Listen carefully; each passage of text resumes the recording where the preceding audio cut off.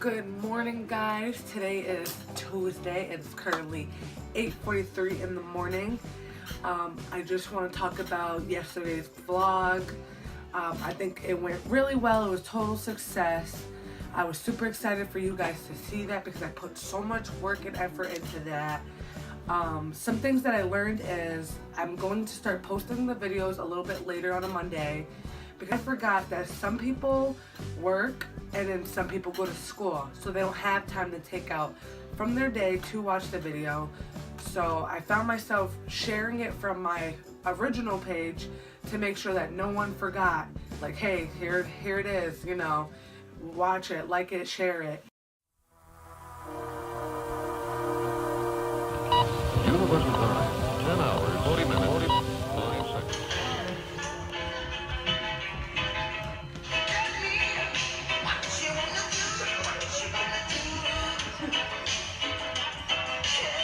What are you doing? Freeze, baby! Put your hands up!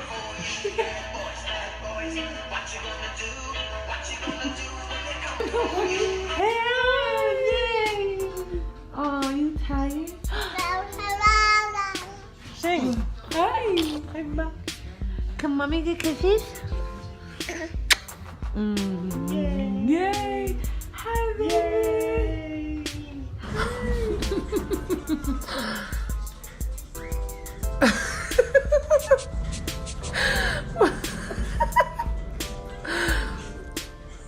Carter, what are you doing? Is that yummy?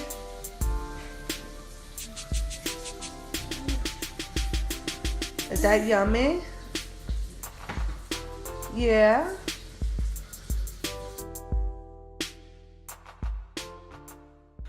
So I'm recording live from the toilet in the bathroom. This is the only place that I have to get back my sanity.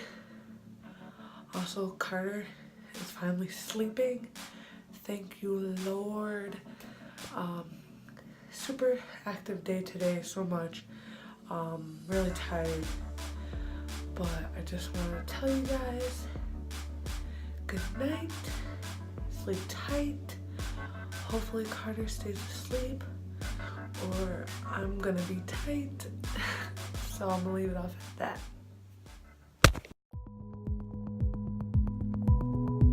Why are you so salty? Huh? Why are you so salty? Huh? Because I won't let you touch the tree? You can't touch the tree, honey. What? No, what are you doing, Carter?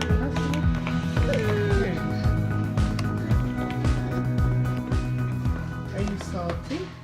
Me and baby Carter are currently in Walmart with Glamma. You know she over there acting a fool. Hi, buddy. Are you recording?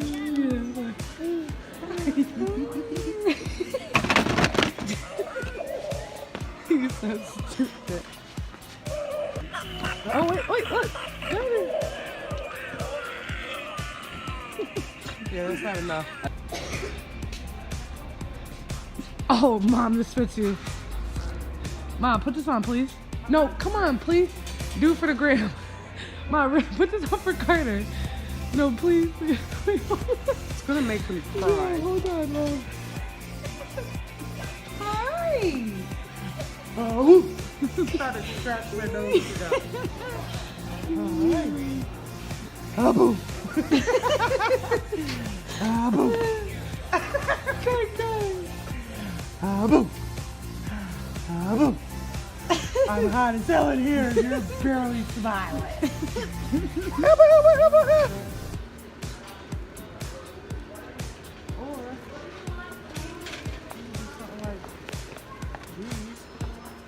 No, Mom. With a red one. No, that's corn. Do that one. That one's cute. You got stockings? If you ask me about stockings one more time. But do you? No. So get I actually one. do. Oh. From other Christmases. Stop. Look at the rainbow. Oh, no, that's cute. Is that a tree? It is. No. No, that's not. It is. That's cute. If you had that on the table. I don't have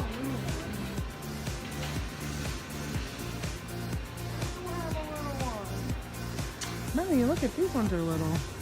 Those are ugly. What about this one? That's fucking uglier. Watch your mouth. Yeah. Not gonna do this with you. I'll make my own slide. Mom, what about this one? No, it's gonna be too heavy. This No, is a that's small not. tree. Yes, it is. Feel how heavy it is. Mom, there's a thing right there that's gonna go on the top right And there. it's gonna go like this. I'm gonna have a gay tree. You know what? There has to be something else. No, there's not. You street top. That one's a kind of cute. Alright, please tell everybody how you feel about Christmas. Tell everybody how you feel about Christmas, buddy. We got a cart full of Christmas stuff. And the grandma over there pretending like she don't buy some. It's like Stop recording and start punching your face. oh, we got a physical one on our hands, ladies I'm and gonna gents. punch you. She like, some boxes are cute, but the dollar store got them cheaper.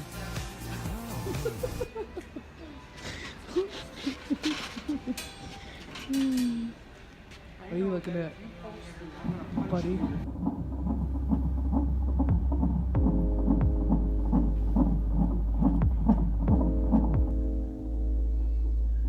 Okay, Carter, this is your boy Rendo Daddy, and this is Mommy, and we were just saying that this is the night that you might be born. We're very excited. You got Mommy in a lot of pain.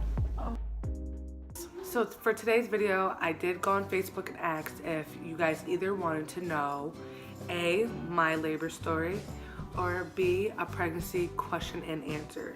You guys chose my labor story. So let me get into my labor story. So this is what happened. So Carter's due date was March 12th. While RJ was at work, I was just experiencing a lot of cramps. Like crazy cramps. Like every 2 seconds I was getting up to use the bathroom and it hurt. Like it felt like I couldn't move, and I just didn't sleep that night. I kept waking RJ up, and you know, he would rub my back and then he would fall back to sleep, because what can he do, you know? And I did not want to go to the hospital because of the fact that I went to the hospital 3 days ago and there was nothing. So at 12 midnight on a Tuesday of March, I woke up and it was like this pain, like my stomach was tightening, and I was trying to ignore it and go to sleep, and it seemed to keep happening every 15 minutes. Like every 15 minutes, lasting about, I think, like 10 minutes. And then 1 o'clock came, and then it started to progress where it started happening every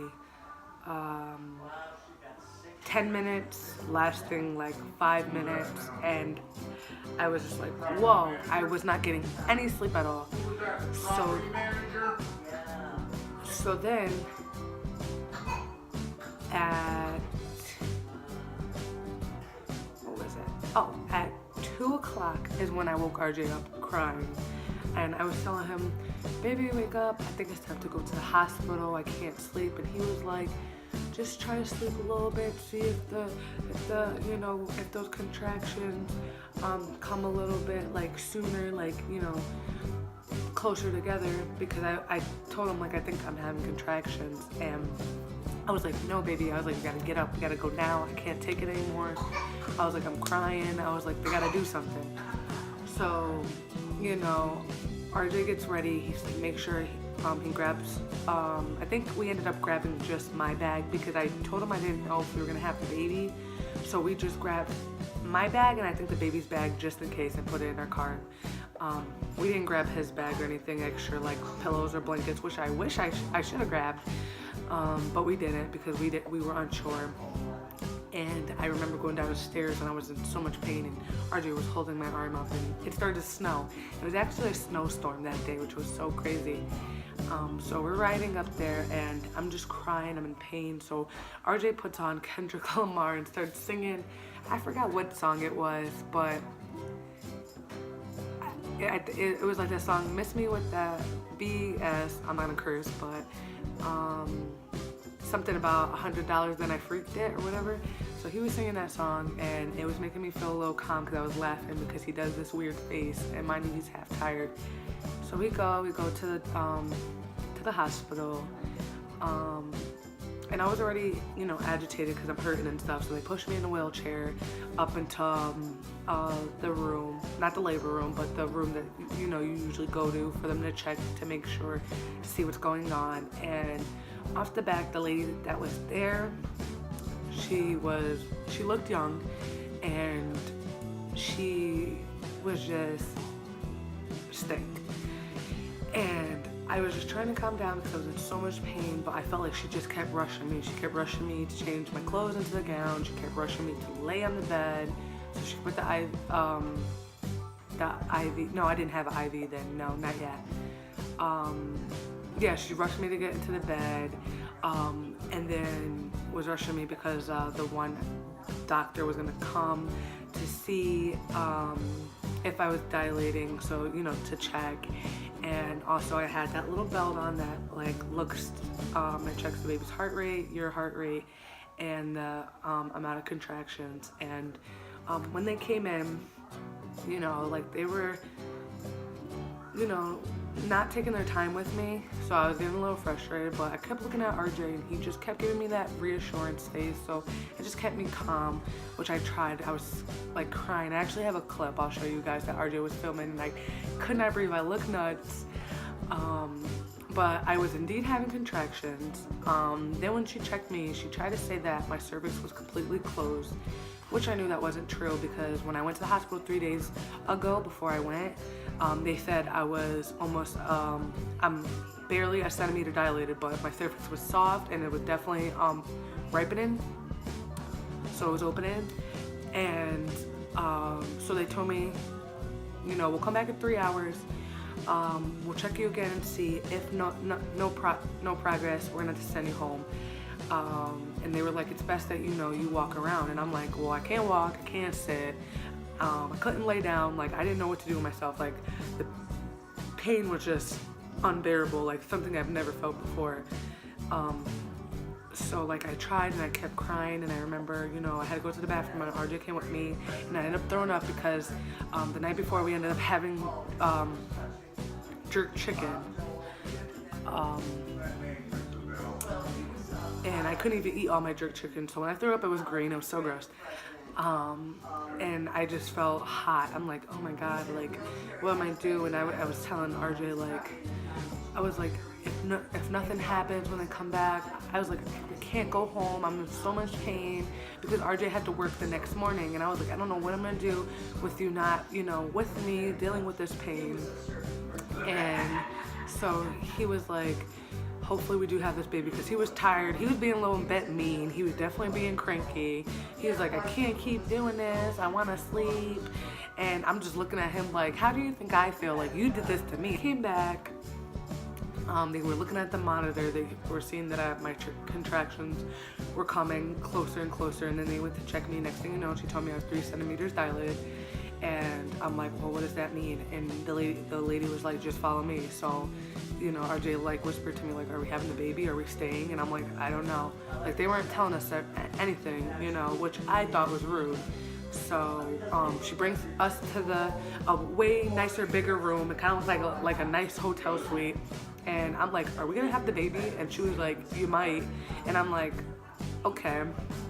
So I get in the bed and, you know, she's doing the IV and she pricked me like 6 times all over my hands and my arms because she said she couldn't find a good vein, which I ain't trying to hear it because every time I go to the doctors, they find a vein like that. So I let her be and stuff and whatever, and you know, she like wasn't really like compassionate to my pain. So when she told me that somebody else was coming in, because when we went into our new room was around I think 6:30 in the morning. During that time when she was setting me up and stuff, it just turned 7 o'clock, and she was telling me that she was leaving and a new person was coming in because her shift was over. So I was like, thank the Lord, like I was doing a party in my head. And so the next lady came in and she was an older lady, and her name was Deb, and Deb, my homegirl, like she really did like hook me up. Like she was like, whoa, who did your IV? Because it was all bloody and messy. I told her the girl's name, her name was Brittany. Then she was like, oh, and you have all this tape all over you, because I had like the tape and like the little cotton that they put after, you know, you get pricked. And I was like, yeah, I was like, she said she couldn't find a vein. So she was like, oh, so she just pricked you everywhere, huh? And I was like, pretty much, you know, I was like, she wasn't really nice. So, I mean, the only thing that she was nice about was when I turned on Keeping Up with the Kardashians. And then she was like, oh my God, you watched that too? And I'm like, yeah, I just started watching it. So, but other than that, she was like, eh. So, you know, Deb, she was just the best. At around 7:30, I think, is when I sent out a group text to my family, letting them know, like, listen, I'm about to have this baby, I'm in labor. I call my mom up, my mom's not answering, which is no surprise because she don't answer her phone. And then I was getting nervous because I'm like, you know, RJ's like, just calm down for a second, you know, relax. He was like, just settle in your bed and then, you know, call everybody. I'm like, no, I need to call everybody because what if like I didn't know if I was gonna have like a fast, you know, labor, and if he was gonna come like quick, which he did not, just FYI. So I called my mom up, and my mom ended up coming. Well, actually, my mom answered the phone, and she was like, what's going on? She was like, are you having a baby? And I'm like, yes. She said, shut up. I'm like, yeah. I'm like, I'm in labor, and you better come. And she was like, oh my God. She was like, all right, hold on. I gotta go get coffee. I gotta call out of work. She was like, come on, Nasir and I get dressed. I was like, oh, they can't come. They already told us that nobody older than 12 can come at the moment because of the fact that it was flu season. So she was like, oh, okay. So she had them stay at home with my grandma, and my mom came like in a jiff. And I just remember like hunching over, like trying to walk around, sway my hips, you know. And my mom thought that it was funny to kind of joke around with me. And she was like, you know, make fun of how dry my lips were. And I was like, you're really not funny. Like I was this close to telling her to get out, like, you know what I mean? Because I really wasn't like having it.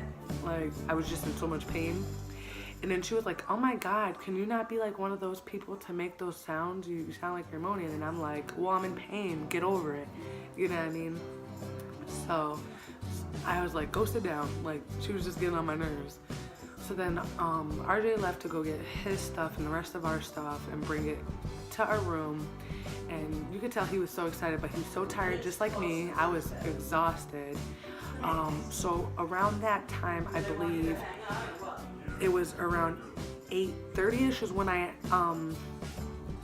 asked the doctor my nurse if I can have that epidural. And at that time they checked me and I was 5 to 6 centimeters dilated. And she was like, yeah, let me go get the person who does it. So she came back and she told me I might not be able to get it because something happened next door. There was only 2 doctors on deck, and there was a C-section that went bad. So that doctor was over there. So, you know, my mom, you know how moms are, she was freaking out like, are you telling me so my daughter has to go through all this pain because somebody else, you know what I mean? Like just bugging. And I'm like, I told mom, I was like, Mom, just calm down, you know, it's okay. And my nurse Deb, like she was like, hold on. So she literally went into the next room and dragged that doctor out and was like, listen, She needs the epidural. And next thing you know, it's like this little Chinese guy came in, and he was hilarious. I don't remember his name. And he was like, you know, going over the procedure of what's gonna go on. Same with Deb. Like, Deb was amazing. She explained step by step of what was gonna go on, or what was coming next, or when the doctor was gonna come in, and she was just amazing. And that made me feel good, because instead of just sitting there like wondering like what's next, you know, and being surprised, she let me know like, okay, this is the next step, and explained what they were gonna do. So then he comes, and you know, they have you like slumped over because they need to make sure your spine is, you know, straight and they can't move. And at the time I was having bad contractions, but he's like, if you feel like you're having a contraction, let me know, because you know, you can't move at all. So he was making jokes like, he was like, how would you like it to spend the rest of your life in a wheelchair? And I'm looking at Deb, and Deb's like, he's just joking. And I'm laughing, and I'm like, I prefer not to. I like to walk, you know. And so he ends up doing it, which, you know, everybody's scared of the epidural, but it really didn't bother me. Like, it felt like a little pinch. And then once everything went in, it felt like cool air. Like, it was just amazing, the best feeling ever. And like within instantly, contractions stopped. Like, I didn't feel anything, and my legs were going like numb. And Deb was like, can you feel my legs? And I was like, I think I told her I could feel like one toe, but it was hilarious. And the guy was, after, you know, he said something else, but he was just amazing too. He was just hilarious. So then I'm just laying there, and next thing you know, like almost every 30 minutes, a family member would come. And it was my aunt Olivia, my aunt Corinne, my best friend Erica came, RJ's mom, my mom, him, and it was just like a packed room. But you know, all that support made me feel super good. And I probably slept for like 10 minutes, because all of them kept leaving the room and coming back with some type of food. And mind you, you can't eat. So, but I'm grateful that I wasn't hungry at all. Like, I felt super sick. Like, I didn't even want no food. So my girl Deb came, and she was like, do you want some juice? So like, off the bat, I'm drinking like cranberry juice, like back to back to back to back. Actually, no, I don't think it was cranberry juice. I think it was grape juice. And like, you should have seen my tray. I had a whole bunch of grape juice there. And then she was like, do you want an icy? And I'm like, yes, I want an icy. Like, I was just like a little kid. I was so excited. And I don't know why they're being extra, but so then after that, they do a catheter where, because of you getting the epidural, you can't move or you go to use the bathroom. So they put this little thing that's deflated inside you, and then it inflates like a balloon. And then there's like little tubes on the side of your bed, and there's a bag on your bed. It's a pee bag, and it was funny because it's like, it felt like every second Deb was emptying out that bag. She was like, oh my God, I just changed that bag. And I'm like, I pee a lot, like, I'm sorry. So I thought that was really funny. And after that, another doctor came in, and he came to check me. My mom called him Dr. Dreamy, like she was trying to flirt with him, and I'm like, ew, stop. And I then dilated all the way to 9 centimeters, and I got stuck at 9 centimeters for a while, and that was around 3-ish, I believe. And so they were just waiting, but the baby would definitely head down. Near that time, I started like really feeling the pain, like almost as if I could feel the epidural anymore, like feel the contraction slowly coming back.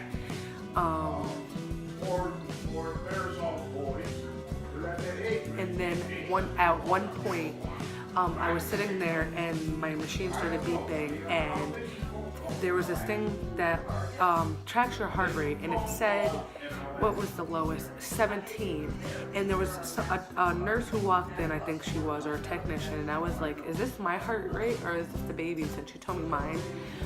And next thing you know, the doctor starts rushing in. My nurse rushes in and was like, we have to flip you because the baby's heart rate is dropping dramatically. So, you know, RJ's like looking scared, you know, everybody's like, it was like completely silence in that room, like everybody was about to have to get out. Mind you, I had to keep telling my mom to shut up because she wouldn't shut up. Like, she was just loud throughout the whole hospital, you know, regardless. So then Deb had to flip me and try to move me because I guess where the baby was is where my pelvic was, and it just started slowly slowing his heart rate somehow, and that actually happened twice. And so I got super nervous, but she was like, everything's good. And the baby's heart rate started to go back up. And then after that is when I dilated to 9 centimeters, and I stayed there for a while. And then next thing you know, they were like, okay, everybody out, she's gonna start pushing. So they had my mom and RJ holding my right leg. Deb was on my left holding my hand. My mother-in-law, Marianne, was also on my right, giving me oxygen because I had to get oxygen because I guess, you know what I mean, from me crying and screaming, I was just in a lot of pain. I needed it so I can breathe and stuff. And then the one nurse was holding my left leg. There was like a whole bunch of people in there because they had the NICU people in there too, just in case, because they were unsure of like if Carter was gonna be okay. So I'm pushing. And like I'm pushing for like 15 minutes, and they were like, my mom's like, oh my god, I see his head. And they were like, Ray, he has a head full of hair. Like everybody's like, you can do this and stuff. And I'm getting excited, like I'm feeling encouraged, but I'm yelling and screaming and crying because it hurts.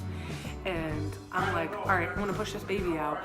And it almost seems like forever I'm trying and nothing's working. And I'm just like, I'm crying. I'm like, just cut me open, cut him out, get him out. And I was like, I just want to go home. I want this day to be over. And they were like, no one can get this baby out but you. And I was like, I just don't want to do this no more. And they were like, it's too late, you know. And my mom and RJ's rubbing my hand. He's like, you got this, baby, as he, you know, holding my leg. And I felt bad because I'm like, don't touch me because I'm hot, you know. And the one doctor, not the doctor, the one nurse on my left, she was just getting on my nerves because she was like, you need to put your hands under hips. And I couldn't. I wanted to hold the bars because I was in so much pain, and I was like, you know, grabbing my arm, like, don't touch me, because she kept grabbing my arm and putting it under my legs, and I just didn't want to, you know. And so next thing you know, I felt like I see the light. I'm like, God, take me. I was like, I'm ready to go. It's like I can't do this no more. I'm in so much pain. Take me out of my misery. And after next thing you know, I guess RJ told me that they did cut me to get the baby out. And next thing you know, I just feel like a little foot hit the top up, you know, down there. And then next thing you know, they laid the baby off after, you know, rubbing him. And I'm just crying. They were like, he's here. And I'm just crying like, and the baby, I don't even remember hearing his cry. That's the funny part. He's just staring me right in my soul. And I just started crying like, oh my God, we did this, you know, like this is amazing. And they had to weigh him, and he was 8 pounds, 13 ounces. Big baby, almost 9 pounds. They were like, he's a big baby. And we couldn't feed him yet. He had to get his, he had to get checked because you know, normally big babies, they want to make sure that there's nothing wrong with them, you know, as far as any like sugar levels or whatever. And at that time he was born 4:45 p.m. and I was just like, thank the God, I felt like I couldn't do it anymore. Like if I had to push any longer, which I was pushing for 2 hours, I just felt like I was gonna die, and I didn't die obviously, but I was being really dramatic. Not exactly dramatic, but I was really like it was like something else, like. But it's crazy because after he came out, after all that pain, while they're stitching me, which took like almost 30 minutes to an hour for them to stitch me, you know, I'm looking at RJ and I'm like, I'm ready for another one, because of Carter, like the love that you feel when you have your baby is like unexplainable.